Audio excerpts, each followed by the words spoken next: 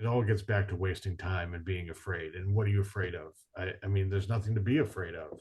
Just go do it. So if Yeah. I had all these thoughts and dreams and desires that I wasn't doing anything with, and I just said, screw it, we're doing it. And Yeah. if I go, if I lose all my money and have to start over again, and we go bust, then I guess that's what we do. Yeah. It's interesting to me because I think that there's so many people that will never experience the loss that you have. Well, I hope that But nobody has to go on the journey that I had to go on to get to where I am today. mhm, However, that's where that self-analysis comes into play, right? Like that yeah, journey, the life that the path that you've walked is your path, and you have to look at it and figure out how you want that to change who you makes up who you are. Welcome to the Oxygen Podcast. Over the next 20 minutes, dive into the world of business with tips, tricks, and success stories straight from the trenches. Our guests bring real world advice and tools that serve as their oxygen on their journey. Get ready for a breath of fresh air on this episode of the Oxygen Podcast. all right, Oxygen. This actually gets to be a first for me because this guest is reoccurring, and I've never had a reoccurring guest on my podcast. He just enjoyed this community so much he wanted to come back. So, welcome back, Chris Brown from Rescon Basement Solutions. He's the CEO and founder, and I always look forward to these conversations because they push me out of my box, and I think I get to push him outside of his box. So, Chris, welcome back to the Oxygen Podcast. Well, thank you. Now I feel special. Now I feel I got to live up to some hype to be a repeat guest or the Well, first to be repeat guest. So I guess that that's right. That's right. To be honest, we really had you on because I love it when Bo joins and he's really the canine executive officer over there, and you just get to be the CEO. So we're super excited that he joined us as well. For those of you listening in, Bo's the beautiful dog sitting in the background. All right. So we have some of my most favorite topics to talk about today because I think that this is the emotional intelligence component that I know is important to you when leading your team and that you and I work on so often. So, we're going to jump right in and really talk about the growth of your organization, where you've been and where you're going, but where that emotional intelligence component comes in. So, for those of my audience who did not listen to the first part of your guest appearance. Tell us a little bit about you and your organization, please. okay. So my name is Chris Brown. I'm born and raised in New England. Um, got my fell in love with construction early on. I don't know how origin story do we want to go here? I guess I Tell us the important parts. graduated from Norwood High School, flunked out of college in my freshman year, went into the Navy. That Mm, got me a little bit of discipline, enough to go and get into the workforce. Got on a construction site, framing a house, and basically just fell in love with construction. Um, yeah. Working in residential construction from the early years, like 18 years old till early 20s, got a big break to work on a oil refinery in Aruba for a 6-month contract with Foster Wheeler, which is an international engineering firm at the time. I'm sure they're still around. So jumped on that. That really launched my career into commercial concrete restoration, where I Mm, stayed for till I was about 30 years old. Um, Basically, so from my early 20s up until I was 30, basically went all over the United States working for Army Corps of Engineers. We did a project for NASA in Mississippi, all kinds of concrete repair projects all over the country. Um, Managed to get a job back in New England, um, working for a concrete restoration waterproofing company here, Harry S. Peterson Group. doing parking garage restoration, other types of concrete repair type work. Then a coworker and I decided, after a merger and acquisition, uh, we were the acquired, so it wasn't much fun. So a coworker and I, we were both 30 years old, figured we'd go out and start our own business. We knew much better than they did on how to do things. So we went out and started our own commercial concrete restoration company, which is where Rescon comes from, which is restoration of concrete. Um, we figured we'd serve small parking garages in municipalities throughout New England. That was foolish. There's no market for that. That market is definitely being served by somebody who's doing larger projects, and they just do those on the side. Um, so over time, just kind of flailing around for the first couple of years in business, found this niche in residential basement waterproofing and foundation repair. We had a crack injection repair process that we used in the commercial side of things that really worked well in residential. Managed to streamline the process and make it a cost-effective solution for builders, which is where it started. We were doing work for general contractors and builders on residential homes that would crack, foundation would crack, we'd come in, seal it up. Then we started, dabbling in advertising, got into yellow pages, and 27, 28 years later, fortunately, Nick, my partner, we kind of parted ways about 12 years ago. Bought him out, kept things going. And now we're sitting here on the brink of, I think we're on track for 2024 to do close to $8 million in top line revenue this year. Wow. I Been love quite the to, journey. There's been a lot in that 30 years that I'm sure we'll well, talk about.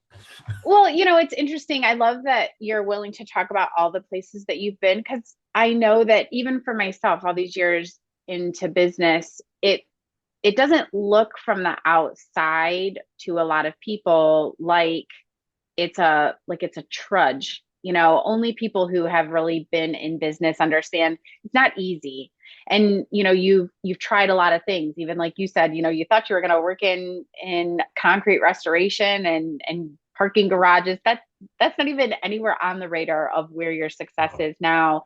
And so there, for people who are starting their business and really think they have this great idea, that might not be any part of what your success looks like when you get to look back 10, 15 years. So I give you a lot of credit for being willing to be transparent in talking about all the things you had to do to get to where you're at today. Oh, it's been a journey for sure. And a lot of the decisions that get made along the way are because things are screwed up at the time. Like they're decisions that are getting made because something's gone wrong, or you feel like you need to go in a different direction because a decision you made was just not accurate, or your idea was no one was interested. I mean, you hear all the stories about people have these great product ideas and then they go to market and there's no market. Yeah. Which is what happened to us early on. We thought there was a market for these small commercial concrete restoration jobs, and that's where we were going to focus our attention. And it just there was no market for it. It was just a thought by two young kids who didn't know anything. Thought you knew it all and you didn't know Jack, did Jack? Yeah, exactly. And then, really, it just morphed from there, because it was just like something would pop up and there'd be this builder would ask if we did injection work, and I'm sure we could fix a crack in a foundation wall. Why not? Well, yeah. So we're going to get to that in just a minute, because I think that brings up a whole different topic. Talk to me a little bit about where fear and judgment, really looking back on that whole journey, where fear and judgment lived in that process, and maybe even how it's the same, or maybe even just a little bit different now with the success that you have. What does that look like, or looking on it, what do those two words mean to you?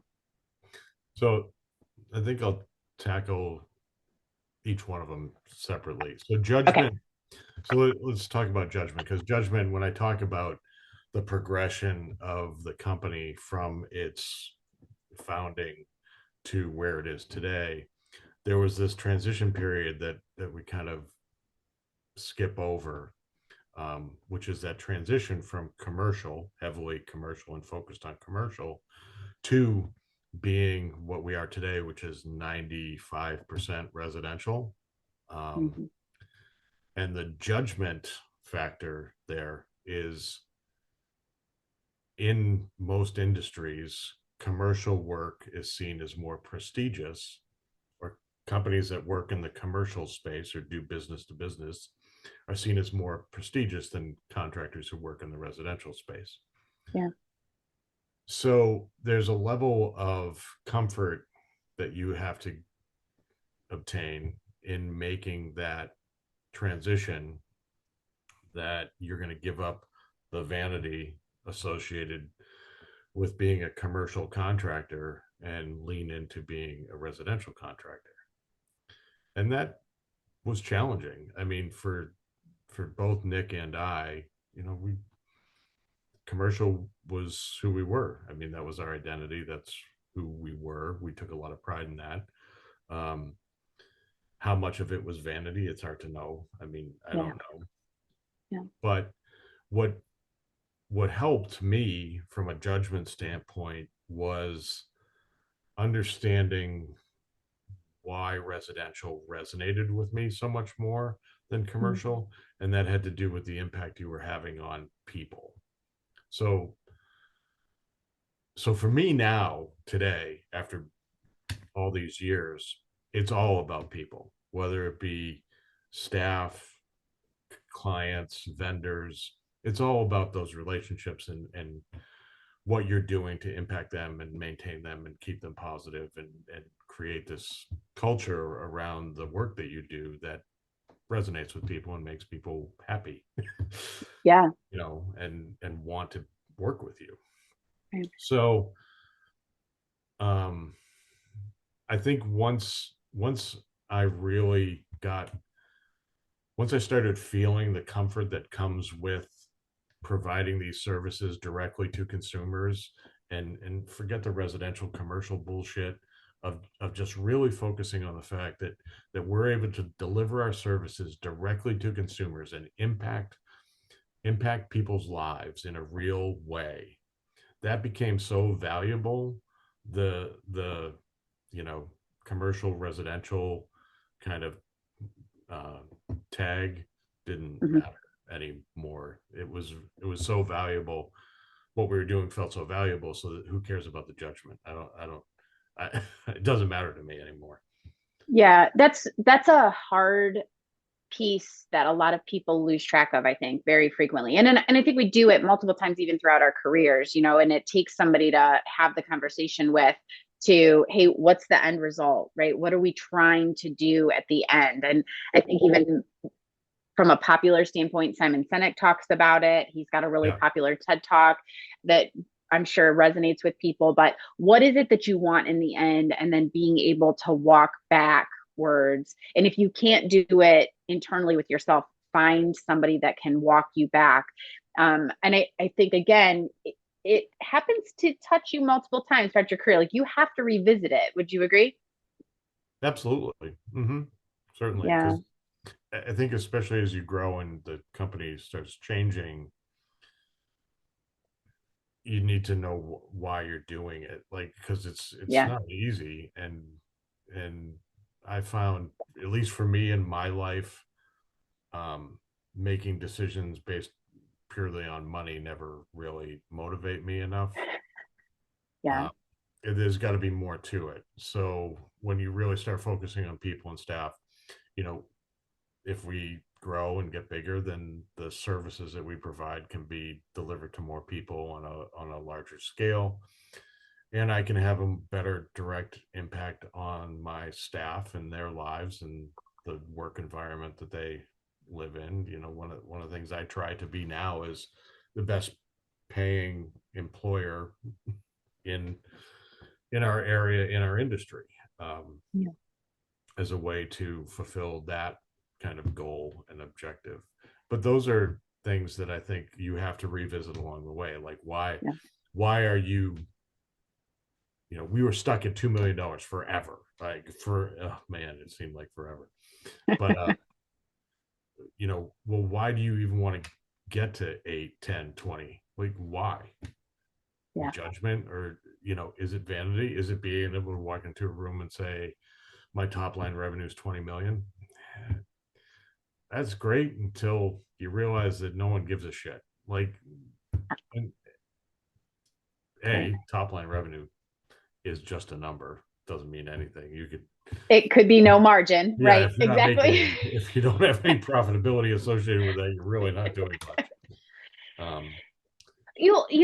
It's a great place for people to draw attention to, right? Because I think that there is a lot of vanity to people who say, oh, I have, in fact, this podcast, right? This season that you're back in, we have all entrepreneurs who have that $2 million top line revenue. And it is a little bit of a ghosting number, because you can actually have no revenue. You could actually not be profitable with $2 million flowing through your business, right? But that means a lot to a lot of people. But, even watching you and your staff, it's important to you and your leadership team to give people more jobs, or more people jobs, and to be able to really compensate in a way that is maybe better than what your industry standard is. So when those things remain at the top of your values, I think you make decisions in a different manner, even when money tends to get tight, the economy changes, things like that. Right. Well, exactly. I mean, that's exactly spot on. You mentioned Simon Sinek, right? And one of the things he has this great talk he does on your why. What is your why?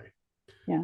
And he says right off the bat, your why can't be money, man. Like it just can't be money. It's got to be more. There's got to be more to the reason as to why you do something. And I think when you can figure that out, it really helps.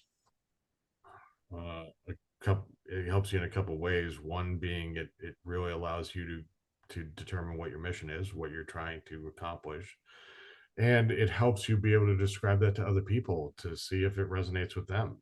Because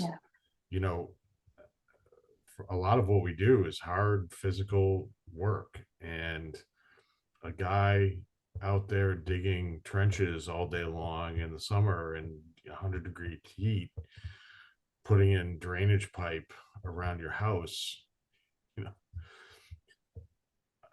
you got to find a way to motivate him that goes beyond the $30 an hour he might be making. Like you've got to find ways to help them understand that what they're doing is valuable to beyond the paycheck. Yeah, for sure. And if you don't know how the hell are they going to know? Like if you don't know, or if why you're doing it is for the money and you don't know the why, and you're going to try to motivate them through that same concept, I just think you'll have a harder time finding people who will, finding people who will grab onto that passion and help you build it. I have a great team, and my team, most of them have been with me 10, 15 years and have been there for the ride and gone through the ups and downs. And we're at this point, I sometimes feel like we're ride or die, like to the end. They're which is great. Awesome. And that's what you want. But I don't think you can get ride or die by a paycheck. Like that's just what I think. Yeah. I'm sure you can buy talented people and they'll give you their all. But that's not ride or die. There's a difference. Yeah, absolutely. Tell me a little bit about receiving the Inc. 5000 award in 2023. Okay. So the Inc. 5000 award we got in 2023 for the growth we had experienced over the past 3 years from 2020 to 2023. I I forget where we came in on the list, but it was in the 4,000 range. Not, I mean, we weren't number one. Let's not even close. But so, uh, you know, I looked at our numbers, the application process. Actually, this actually goes back before we put in our application. The Inc. 5000 list came out. I saw a few other companies in my industry had gone after it. Some bigger players in the more national level had been on the list. I'm like, oh, I've got to do this. So it was one of the motivators in kind of like pushing.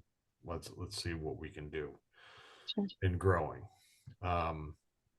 So we buckled down. We really focused on our core services, which is basement waterproofing and foundation repair, and added some ancillary services that really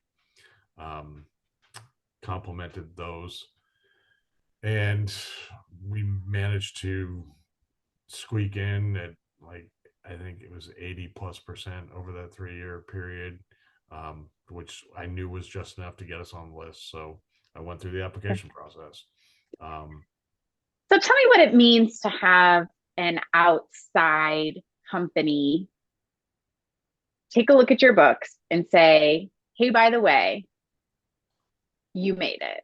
Because I think, we were talking about judgment a little bit ago. We kind of brushed over the fear component, but that's an outside, unemotionally attached party say, hey, by the way, you actually did the thing that you've worked so hard to do. And maybe even what the naysayers said you couldn't do, check, you made it. Talk to me about what that's like.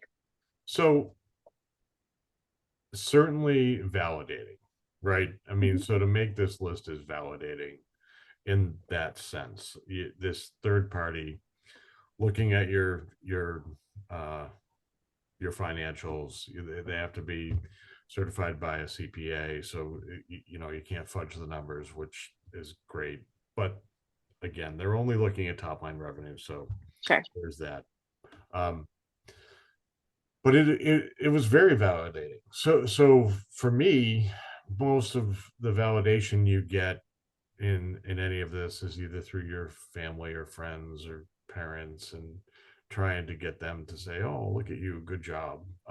Yeah.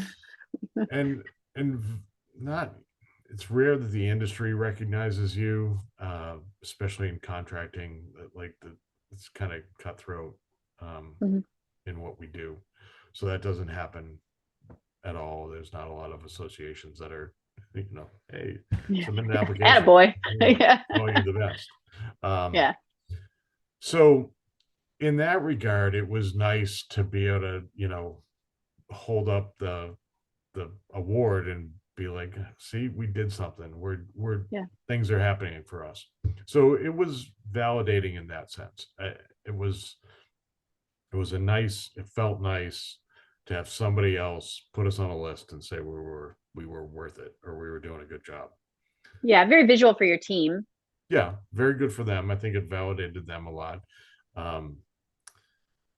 And it's funny, I thought it was going to, it felt good when it happened. It was very exciting. And like anything, you get to the top of the mountain, you look at the view, and then you're like, okay, well, what's next? Yeah.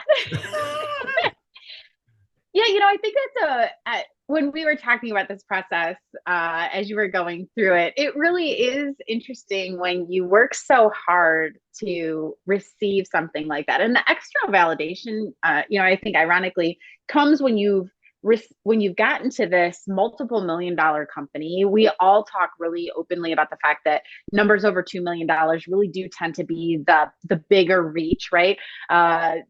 0 to 2 maybe is a little bit easier than 2 to 5, 5 to 10, 10 to 20, right? So it's a reach. It's kind of a big thing. And then you get there and you're like, oh, all right, well, what's next, right? And I think that's that entrepreneurial spirit coming out, like, okay, what am I doing, right? It's almost a little bit of a shot in the arm, like, I want what's next.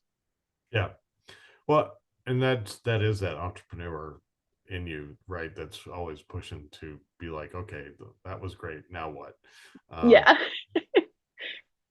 And I mean, one of the things that run through my head right now, without a doubt, is making a list again. So Mm, they have these little pins. I actually have one. Yeah. So they have these honorary pins that they put up. yes. So they have 1x. So if you make it twice, your pin you have a 2x pin. And there were people in there with 5x pins and all kinds of stuff. So of course now it's like, okay, well, let's see if I can do it twice. Because doing it once,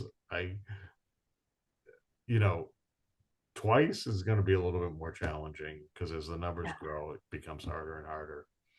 Right. And then the other thing I've set for myself as a hurdle is my goal is to be on the list with 2 different companies at the same time. Dun, dun, dun. Which we'll see if that happens. I love that. Congratulations for making that list. I think it's an achievement in any business at any stage. And I think that there's a lot of people who wish to do that. And so congratulations to you and your team.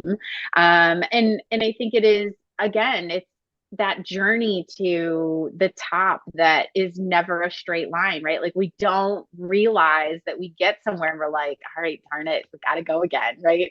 Right. Like people who sell their business and they're like, I'm out. And 6 months later, they're building another company, right? Because they don't realize that this, the journey of owning business, it's like the art of the game and they want it so bad. And I just think that you do a really great job at it if people don't say that to you often enough.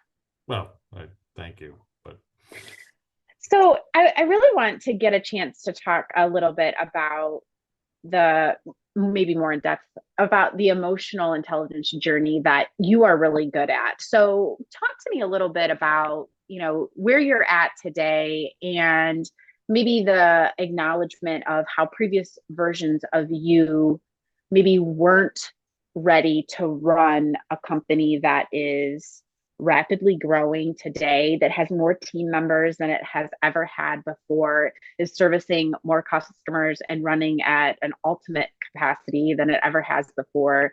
Talk to me a little bit about the previous versions of you versus where you are today and that acknowledgement.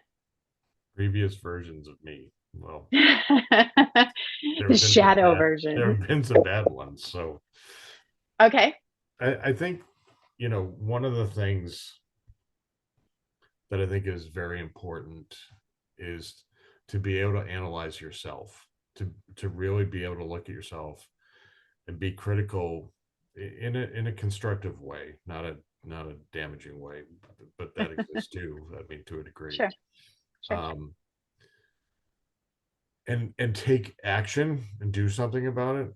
I mean, to be really transparent about this particular topic in terms of the journey.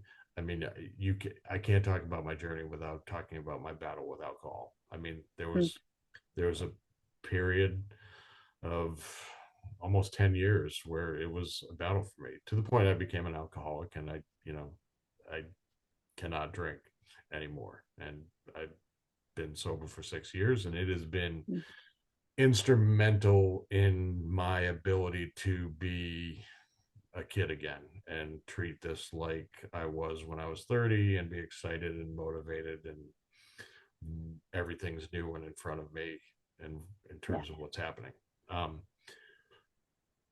But that's a tough road to go. I don't recommend it, but it does Sure. give you a lot of perspective on how bad it can be and how the mistakes you make during that time and time wasted and doing stupid shit. Yeah. So now, 6 years later, you look back on that time and feel like it was just wasted time. Like I made a lot of decisions that I may have made differently, or I'm sure I would have made differently. I was a real asshole to deal with, business wise. Just, it was not fun. You would never have worked with me back then. All things in due time, friend. All things in due Yeah. time. And so I guess because of that, it created an environment from an emotional intelligence standpoint that I don't want to waste time anymore.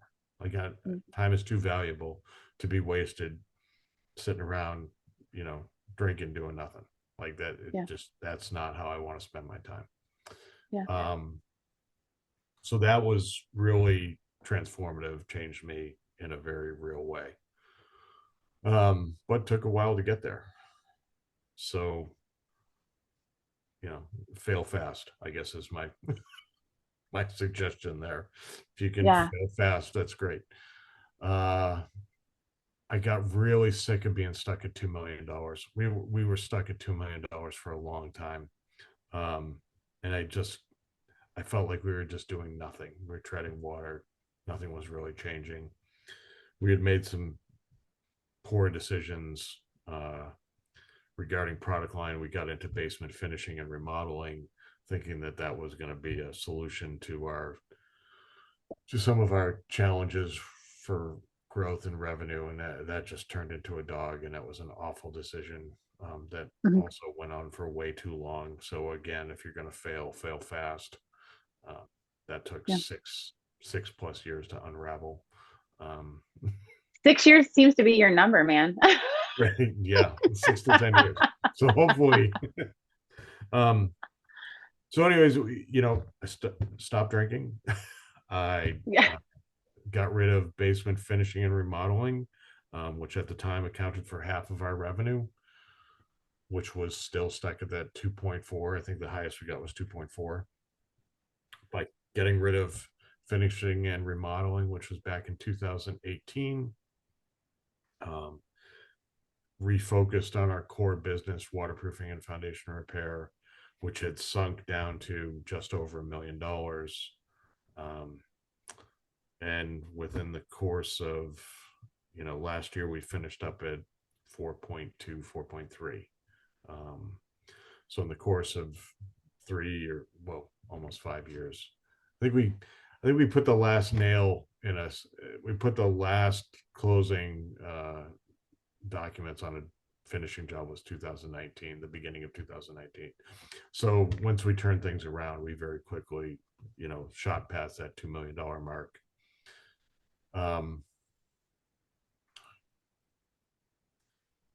Do you think that at some point there's a recognition of, hey, this has to change, or do you think it's like a slow creep, like line in the sand, I am changing this because of XYZ? It's line in the sand. It's line in the sand. I'm done with this. And so the two big things I really think for me, there might have been three. As I said, getting sober, then being sick and tired of being at $2 million, just fed up with it. How am I going to keep people motivated to be here if I can't even show them that we can grow? Yeah. And then the other big thing that happens, and this is the thing, things happen in your life and you don't know what they're going to impact they're going to have on you. I lost my oldest daughter in 2020, in February 2020, which then changed my perspective on the world in general. Yeah. And I decided that I was doing something with my life. I was not going to sit back and just waste time. Like it all gets back to wasting time and being afraid. And what are you afraid of? I mean, there's nothing to be afraid of. Just go do it. So if I had all these thoughts and dreams and desires that I wasn't doing anything with, and I just said, screw it. We're doing it. And if I go, if I lose all my money and have to start over again and we go bust, then I guess that's what we do. Yeah. It's interesting to me because I think that there's so many people that will never experience the loss that you have. Well, I hope that nobody has to go on the journey that I had to go on to get to where I am today. However, that's where that self-analysis comes into play, right? Like that journey, the life the path that you've walked is your path. And you have to look at it and figure out how you want that to change makes up who you are. It magnifies your desire to influence people's lives at such a rate. You know, like had you said all those years ago, I'm in this to make money, what would all of those huge emotionally deep moments, like what would they have done to impact how you make I don't think money? you escape them. I don't think you get out of them. Like Right, like I mean, these moments in time that I kind of like, oh yeah, I just walked through that. Like yeah, getting to the point where you get sober, you're in a hole, man. Like you're deep in a yes, hole. You lose correct. one of your kids, you're deep in a hole. And you purposefully decide to climb out, and Yeah. then you get out, and then it's like, to be completely frank, and I wanted to try not to swear in this one as much. Too late, you already did You it. get out of these holes, and it's like, okay, what the fuck are you gonna do? Yeah. Because you can go back in the hole if you want, or you can go do something. That being an entrepreneur gives you the ability to have such an impact like that, right? Like I give you so much credit when it comes to standing outside that hole and saying, hey, I'm going to keep changing lives. I think that is a choice that you made. And, you know, it didn't have to be that choice. And that's the one you picked, right? Like, and you change people's lives every day, like interacting with your team. They just have so much respect for you. And obviously no one wants to walk that path, but you made a choice that just causes ripples every day. And I just think that had you made a choice 30 years ago that you wanted in this for money, it would have never been the positive outcome that you cause every day in other people's lives. Yeah, because money's shallow. There's no. Right. I mean, one of the things I think about all the time when it comes to money, and this really resonates with me a lot, is so when somebody's standing up reading a person's eulogy at the end of their life, it's over, game over, you're done. Nobody, not any of the ones I've ever been to, has Yeah. anyone mentioned their net worth. Not Amen. one. Yeah. Never. Not in any obituary I've ever read, not in any conversations I've ever had with people who have lost loved ones has anyone said, yeah, but his net worth was XYZ. Like, no one, Yeah. because it Yeah. doesn't matter. It has Yeah. nothing to do with that. It has to do with the impact you have in other people's lives along the way, whether that be clients, vendors, staff, any stakeholders in your life, Mhm. your kids, Yeah. your husband, wife, like, that's all that matters. Yeah. Like, and I can't totally take credit for all. Like, I listen to a lot of people who talk about this. One of the big instrumental influencers for me, this is one of the positives of social media, right? We wouldn't have these type of people, access to these people in this way without it. Gary Vaynerchuk, that man, Yeah. he's on He's a mission. great. He's on a Yeah. mission, but part of his big mission and messaging, which resonates, is kindness. You don't have to be a tyrant to be to to be successful or to do well in business. You don't Yeah. have to be whipping people to hit productivity numbers. Like, you don't have to squeeze every penny out of your clients. Yeah.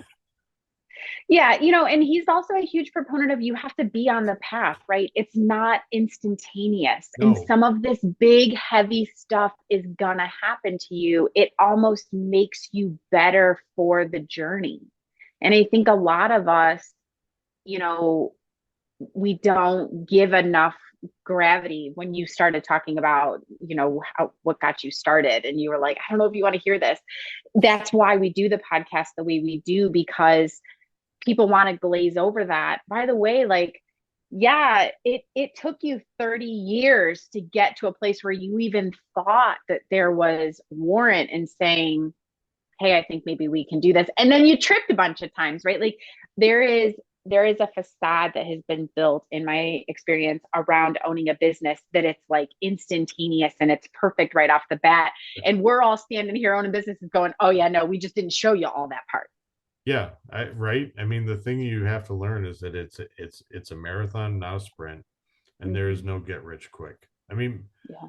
maybe for a few play the lottery. I don't know, but in my experience, when it comes to business and running a company and being an entrepreneur, or even in your career, it doesn't have to just be entrepreneurship. Careers take lifetimes to culminate. Yeah. And that's many years of just stringing together, going to work, learning, educating yourself, experiencing life, and it takes decades. Yeah, right. Really. I feel like I'm still learning.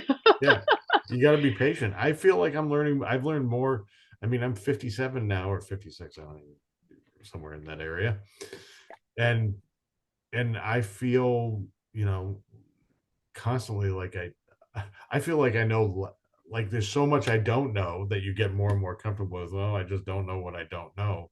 And you feel Right. like you do know the stuff that you do know, Right. Right. Yeah, exactly. And you just have a desire to figure it out if you don't know it. Yeah. You're willing to embrace it. And, if we could just get our kids to figure that out a little sooner, it'd be great. Well, I I really, guess one of the other things I would share about the journey is also realizing that you do have to get out of the way and let other people take their journey, and yeah, not try to control them. Like one of the instrumental decisions I made was putting in place a management team, and really stepping away from being involved in every decision that was being made. uh, yeah, and the minute I did that, our ability to expand and grow accelerated. yep, And you just let them do their thing, and it's not going to be how you do it. Like, never. It's never ever going to be how you do it, and that's okay, yeah. as long as what they're doing gets the job done, and they're not making people miserable in the process. Aligns with the values, right? It's not cliche. For some people, it's cliche, but if it's genuine within your organization and you've done a nice job growing it to that point, I think it's incredibly important. Yeah, agreed. Yeah, Yeah, it's got to be something you believe in. Like, yeah, again, just watch some of Simon Sinek's stuff and you will understand what that means. yeah. That guy is brilliant. I don't He is. He's second. fun to listen to. Well, that might be expensive. I know. Well, I appreciate the fact that you shared all of that incredibly personal part of your Well, I journey. don't think So you can share your journey without getting into the dirt. Like, yeah, agreed. y'all scrape through mud to get to where you are, and And usually that's the stuff that usually makes you who you are, really. I mean, well, and I think the other side of that is that then you find your people who also have done that, and you agree to be authentic with similar people, so that you can grow together. I would say that that's the other side too that I've seen you embrace really well. It's finding people who are also authentic about it and have kind of been through the mud. yeah, putting up facades does nobody. I mean, it's who I am, Yeah. and I think that authenticity and being genuine is an important part of just getting people to want to work with you. Yeah. You're, in most cases, you're going to get the real me every time, unless I love that. Okay, what do you need next? I think you've shared a bunch of things that you learned in the trenches, so I'm gonna go right to what do you need next? You do this with me pretty often, so you know the drill. yeah. What do you think So that thing is? I think we're constantly working on our marketing and advertising, and doing what we can to further broaden our people's awareness of who we are, and building our lead flow, and just so we can continue to have that flow of business coming into the company. So that's a constant that I work on right now. And I think the big thing we need right now is to start building out the team in some of these higher level positions that are coming online now. Director of HR, a chief marketing officer. I think finance we've got under control for a while, but those two are big ones. So finding some of these more talented, high-powered positions that we need to go out and find people to grow the team. We've got this core group that is, they know this company inside and out. They run every day-to-day operations is not handled by me. We've got multiple branches now, and my team gets it done hands down. But now we've got to build up the corporate side of that team and really give them support from a human resources standpoint, ramp up our marketing efforts. I'm a construction guy. That's whatever business knowledge I have is I learned along the way. So my skills related to marketing and advertising are all from my gut, not from experience. Yeah. Oh, well, that gut serves us really well sometimes. Well, with that being said, where do people find you to connect with you if they're looking to be in the Manchester area and maybe have that set of skills they'd like to reach out to you? So obviously one of the best places to reach me professionally is on LinkedIn. So if you just look Christopher Brown, Rescon Basement Solutions, I'll pop up. You can also, if you want to, you can email me at cbrown@resconsolutions.com. I'm not really on Twitter or Facebook. I mean, other than whatever marketing we do through our social media channels as a company, but we will make sure that we tag all of that in the notes. Not where I hang out. In your spare time, friend, in your spare time, when you got nothing else to do, hang out with that adorable pup. All right. Well, Chris, I really appreciate you being here. As always, I love having these conversations with you. And we tell everybody to take just a little bit of time to breathe life in, which I know you practice daily at my disposal. Sure. Thanks, everybody. We'll see you next time. Thanks, Kat.